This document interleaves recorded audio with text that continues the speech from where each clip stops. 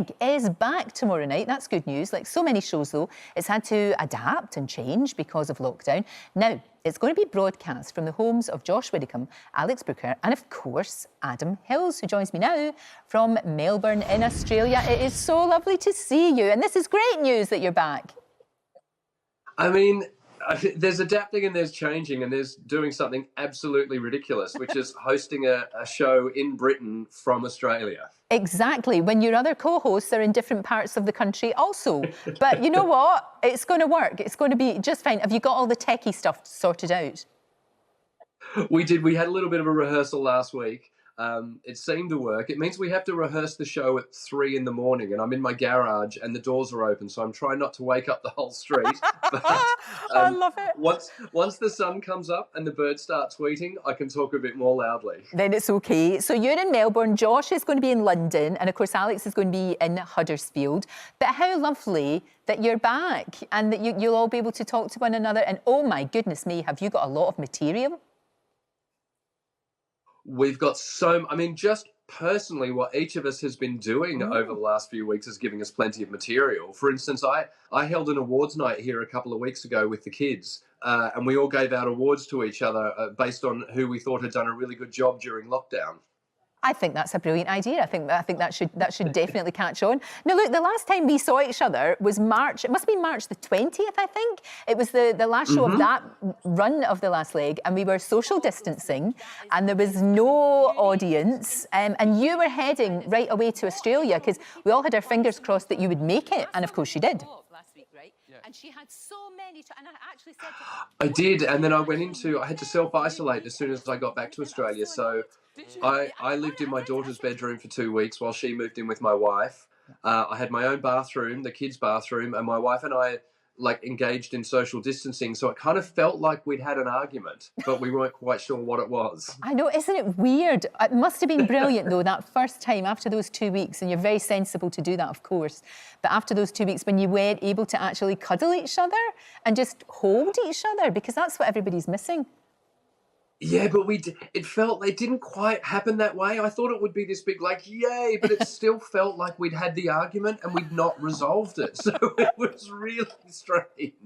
And how have you been in lockdown? I mean, have you been sort of teaching the kids? Has there been a bit of homeschooling? And how are things in Australia? Because you guys seem to have had a handle on it much, much better than we have here.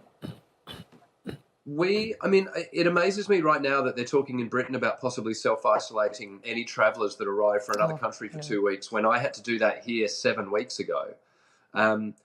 So yes, Australia has avoided the worst of it. People have been very diligent about it.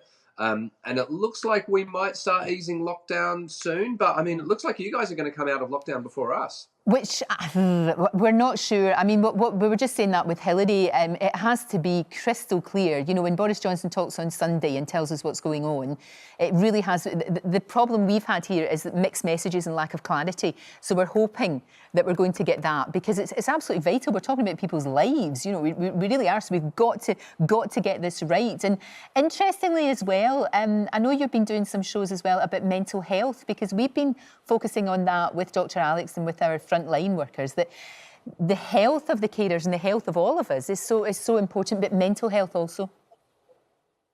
Yeah, and it feels like, I think people feel bad admitting that they might be having any mental health problems, because compared to what's going on in the front line and in hospitals and people who have contracted COVID, you kind of feel like, well, I shouldn't really complain because people have got it much worse. But that doesn't mean to say that what you're going through isn't real. So I started doing these little interviews for Mental Health Australia with a variety of people, just talking about what people are doing to kind of maintain their mental health at the moment. And it comes down to things like exercising or coming up with a routine or breaking your routine and trying to come up with something different every day. So, you know, it's important to acknowledge that it is real. If you're stuck at home on your own in particular, then it is a bit of a struggle. No, absolutely, and you can get overwhelmed. I mean, I don't know about you, but I have good days and bad days. Yesterday wasn't a great day. Today is absolutely fine. But who knows what tomorrow will bring, and that's all right. Absolutely. And look, you know, my life is completely different at the moment because we're homeschooling. The kids are at school. I've been dressing up as different teachers every day to keep the kids entertained. I love it. But that's brilliant. You know what? Whatever is going to engage them and make them enthused, and that's okay. But it has, I've said this before, but it's true. It gives everybody such a renewed respect for teachers and their patience, how patient they are. Oh, oh my God. Oh my, especially because what they're doing here is they have little online sessions with the class. So we can overhear like 20 kids talking to the teacher, and it's just... it's like the first 15 minutes of Saving Private Ryan. How those teachers get through that is beyond me. Know. They're astonishing. They're amazing. And what about you, as far as physical health goes? Because I know that you love playing rugby with your boys, and you were doing that every single week when you were over here. So can you do that sort of remotely, or I don't know, how does that work? Well, there's been no rugby, but what they did was the coach sent round an alphabet of exercises. So A was 15 press-ups, B was 10 burpees, C was 30 crunches, all the way down to Z. And we had to spell out different players and different teams every couple of days, which was all well and good until someone gave me Borussia Mönchengladbach. I don't even know who they are, but that is the longest name to spell out ever. It is. I remember Dundee United playing them in the UEFA Cup final, actually. I do semi-final. I do remember that. Yes, it is. It's a tough one. It's a tough one, that's for sure. But look, tomorrow you're going to be doing the last leg, which is great news. What can we expect?